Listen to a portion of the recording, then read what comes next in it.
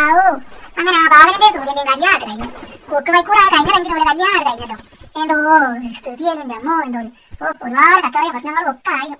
എന്താണോ കാട്ട് കയ്യിലായിരുന്നു. ഏതായാലും ആ മാനസിയാണെങ്കിൽ ഓരോരോ മനസ്സിലോന്ന് വെച്ചും കെട്ടാൻ നോക്കിയത്. ഏതായാലും അതാട്ട് കഴിഞ്ഞല്ലോ. ഭാവനക്ക് തന്നെ സൂര്യൻ കിട്ടിയല്ലോ. ഒരു രണ്ടാമത് നന്നാനായല്ലോ. നമ്മൾ അതേ ഇതാറായി നിൽക്കുന്നു. ആ മനസ്സിൽ നമ്മളോട് സൂര്യ കിട്ടുമോ എന്ന് വിചാരിച്ചു അങ്ങനെ അതേ ടെൻഷൻ അടിച്ചിങ്ങനെ നിൽക്കുന്നു. എന്നാലും ഞാൻ വിചാരിക്കാം വല്യച്ഛനും വല്ലാത്ത സാധിക്കാൻ എന്തായിട്ടാണ് ഇടുന്നത്. എന്തൊക്കെ അയച്ചൊക്കെ ആ ഭാവനക്ക് ഓർക്കൊന്നും നല്ല കിട്ടണ ഇഷ്ടമില്ലാത്ത മനുഷ്യന്മാർ ഞാൻ എൻ്റെ കുടുംബക്കാർ ഇത്രയും പുരേക്ക് കേട്ടത്. ഈ കാഴ്ച അത് കാണുമ്പോൾ ഇങ്ങനെ വിചാരിക്കണ്ടായിട്ടോട് അന്ന് വന്ന് പറയാൻ ഞാൻ അതുങ്ങളാണ് കേട്ടത്. പക്ഷെ എന്തേലും ചെയ്യാൻ എനിക്ക് അത്രയും തോന്നിപ്പോകണ്ടായിട്ടാ ആ വല്യച്ഛൻ്റെ ഒരു കളി കണ്ടിട്ട്. ഏതായാലും ഓരോ സ്വഭാവം ഒരു കുപ്പം മനസ്സിലായല്ലോ. ഏതായാലും അർജുനന് നമ്മളെ സൂര്യൻ വന്നതുകൊണ്ട് ഭാവനക്ക് സൂര്യനത് കിട്ടി. അത്രേ നമ്മളിപ്പോൾ പറയാറുള്ളൂ. ഓരോ വന്ന് ആരാന്ന് രക്ഷപ്പെടുത്താൻ വരികയാണ് ഞാൻ വിചാരിക്കുന്നു. ഏതായാലും ഓരോ വന്ന് രക്ഷപ്പെടുത്തിയല്ലോ. ഏതായാലും അങ്ങനെ ഭാവനന്റെ കാര്യത്തിൽ സൂര്യ അങ്ങനെ അത് ധാരി കെട്ടിയല്ലോ. അത് കണ്ടപ്പോൾ എന്തോ ഒരു മനസ്സമാധാനം.